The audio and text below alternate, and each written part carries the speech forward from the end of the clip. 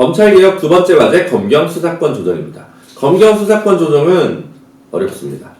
그래서 검찰개혁에 관심 있는 분들도 공수처는 이제 알아. 공수처는 무슨 얘기인지 알겠어. 라고 이제 충분히 이해를 하시는데 검경 수사권 조정은 도대체 뭐냐.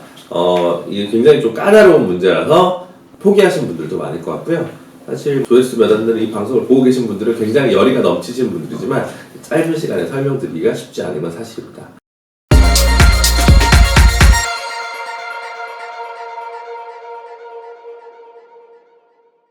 일단 역사를 거슬러 올라가면 그렇습니다. 우리나라 외정 때, 식민지 시대 때 경찰이 문제가 많았습니다. 그래서 해방 이후에 형사소송법을 만들 때 경찰에 대한 전반적인 권한이 모두 검사들이 통제할 수 있도록 설계를 했습니다. 그 당시 기록을 봐도 이건 장기적으로 경찰한테 줘야 되지만 현 단계에선 경찰을 신뢰할 수 없으니 검사들이 일정한 권한을 더 많이 가져가도록 하자, 이런 식으로 설계되면서 검사가 우리나라에선 이례적으로 기소권과 지휘권, 경찰에 대한 지휘권과 그리고 별도의 수사권까지 모두 종합 선물 세트로 다 가지고 있는 기이한 구조가 된 겁니다. 그래서 권력을 좀 나누자라는 부분이 문제가 된 거죠. 사실은 검찰을 어떻게 견제할 것인가, 경찰은 또 경찰을 어떻게 견제할 것인가, 각각의 영역이 있고요. 두 개의 교집합이 되는 검찰과 경찰의 문제를 어떻게 조정할 것인가, 좀 이렇게 여러 가지 갈래들이 있다 보니까 논의가 좀 복잡한 측면이 있습니다. 1차적으로 문제의식을 말씀드리면 기본적으로 가급적 기소권과 수사권은 떨어뜨리는 게 좋다. 왜? 기소를 한다는 건 뭐냐면요, 공소장을 쓰는 거예요. 공소장을 쓰는 사람이 수사도 하잖아요. 그럼 뭔가 짜맞추게 돼요. 짜맞추게. 수사를 하다가 혹은 기소를 하다가 이게 그림 아니야? 이러면서 거기에 맞춰서 무리한 수사를 하다 보면 쓸데없이 인권침해적 사례가 나오기 때문에 결국은 수사랑 기소는 가급적 분리하는 것이 가장 좋다라는 게 원칙입니다. 물론 예외가 있을 수 있습니다. 왜? 모든 원칙은 예외가 있지 않습니까? 그러니까 이제 예외 없는 원칙도 없고, 그렇기 때문에 일단 기본적으로는 큰 틀에서는 수사권과 기소권을 분리하는 게 좋다라는 이제 원칙을 가지고 이 문제를 접근하는 거죠. 즉 기소는 누가 한다? 검사가 한다. 수사는 누가 한다? 경찰이 한다. 이게 이제 기본적인 전제입니다. 그런데 현재는 주요한 사건, 뭔가 자신의 존재감을 높일 사건은 사건의 성격을 가리지 않고 경찰이 하다가도 다 검찰이 가져옵니다. 근데 검찰이 하기에 빛이 나지 않거나 부담스러운 사건 있잖아요. 그러면 다 경찰한테 보냅니다.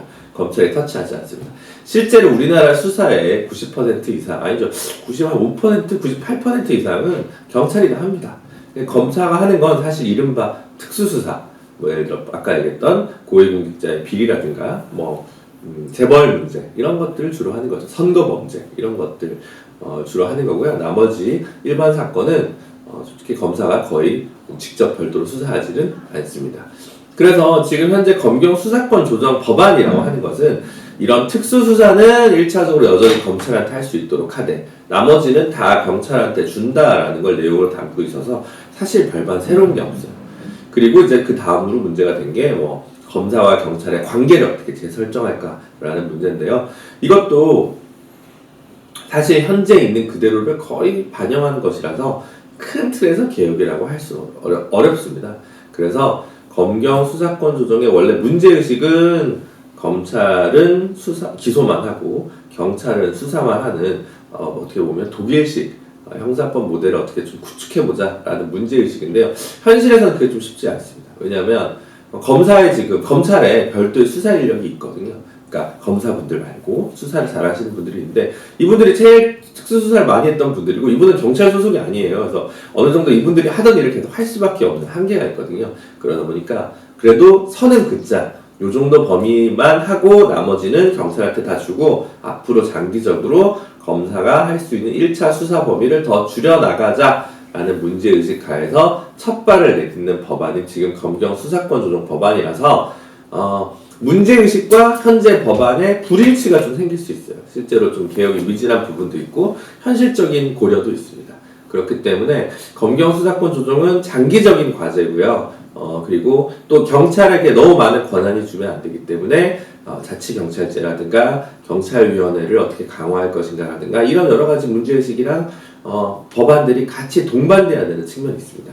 그래서 일단 현재 검경 수사권 조정은 특별히 큰 변화가 있는 건 아니라는 점을 고려하시고 어쨌든 요 문제의식이 뭐다, 현실이 뭐다 하는 정도만 알아두시는 상황에서 접근하시면 좋을 것 같습니다.